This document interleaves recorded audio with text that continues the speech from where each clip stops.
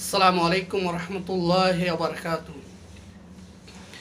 বাংলাদেশের আইন কোডের মধ্যে নাকি এখন একটা কাগজ দেওয়া হয়েছে, বাংলাদেশের যারা কোরআনে কারীমের কথা বলে হক্কানি আলমদের বিপক্ষে নাকি তাদের কথা বললে নাকি কথার মধ্যে রিফারেন্স দিতে হবে।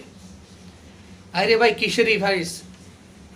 পুরা কোরআনে হাকিমটা তো রিফারেন্স, কোরআন থেকে কথা বললে তো সব কিছু রিফারেন্স।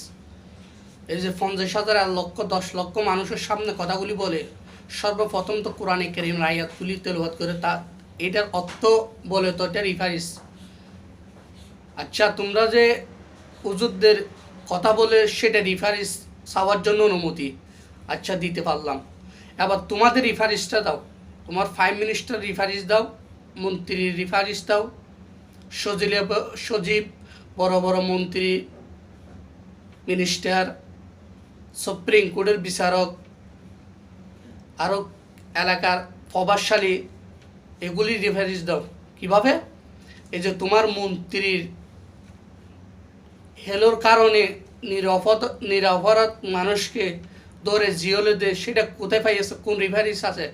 কোথায় হাদিস আছে? কোথায় কোরআনের মধ্যে আছে? এগুলি রেফারেন্স দাও। জনগণের লক্ষ লক্ষ টাকা বিদেশের মধ্যে ফসা করেছ, ওইগুলি রেফারেন্স কই? এগুলি রেফারেন্স দাও। অন্যভাবে জুলুম করে মানুষকে নির্যাতন করে মামলা দিয়ে জেলের মধ্যে বন্দি করে রাখো, ওই রেফারেন্স কই? হ্যাঁ, কোরআনের ফাঁকি আল্লামা দেলোয়ার হোসেন সাইদি সাহেব নিরাপদ, একজন নিরাপদ মানে কোনো অপরাধ নাই যে ব্যক্তিকে যুদ্ধ অপরাধী বলে 11 বছর জেলখানে বন্দি করে রেখেছ, রেফারেন্স দাও। কোথায় রেফারেন্স? বুয়া রেফারেন্স তোমাদের কুলি, মুকেশ জবানের বুয়া রেফারেন্স দিতে পারবা? কত টাকা সম্পদ খেয়েছ আছে কোনো জায়গায়? এগুলি এই যে অন্যভাবে মানুষকে অত্যাচার করো আছে তোমাদের কোনো জায়গায়? তোমরা তো মুসলিম, আছে কোরআনে কারীমের বিশ্বনবীর হাদিসের মধ্যে আছে এগুলি? মানুষকে জুলুম করার ওগুলি আছে? তো তোমাদের রেফারেন্স কই? তোমরা জুলুম করবা, মানুষকে হসার মতো জবাই দিবা, বড় বড় উচ্চ গলায় কোরআন ছাড়া কোনো দলিল ছাড়া কথা বলবা, তোমাদের রেফারেন্স চাওয়ার মতো কি বাংলার জমিনে মানুষ নাই? তোমাদের রেফারেন্স দাও। হক্কানি ওলামা কেরাম যারা আছে কোরআনে কারীমের যারা কথা বলে, কোনো রেফারেন্স নাই। রেফারেন্স তাদের দলিল কোরআনে হাকিম থেকে কথা বলে, ডাইরেক্ট রেফারেন্স। এবার তোমরা কথা বলবা সেগুলির, তোমরা মুখের জবান দিয়ে কথা বলবা, সেগুলি রেফারেন্স আমাদের সামনে উপস্থিত করতে হবে। সব জায়গায় রেফারেন্স চাইও না, বিপদে পড়ে যাবা, কষ্টের মধ্যে পড়ে যাবা।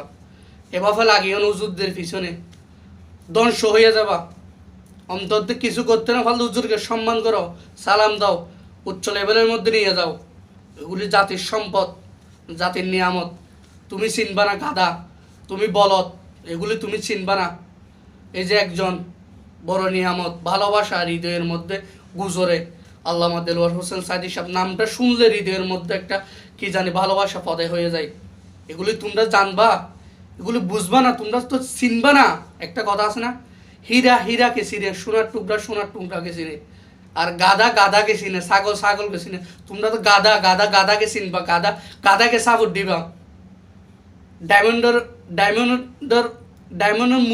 মূল্য বুঝো না, এই জন্য ডায়মন্ডকে সম্মান করো না। কত বড় নিয়ামত আল্লামা দেলোয়ার হোসেন সাইদি সাহেব, জাতির জন্য কি শিক্ষিত একজন জ্ঞানী ব্যক্তি। কোনো অপরাধ না। কিসের অপরাধ? একটা অপরাধ, হক কথা জাতির সামনে উপস্থিত করেছে, অপরাধ সেইটা।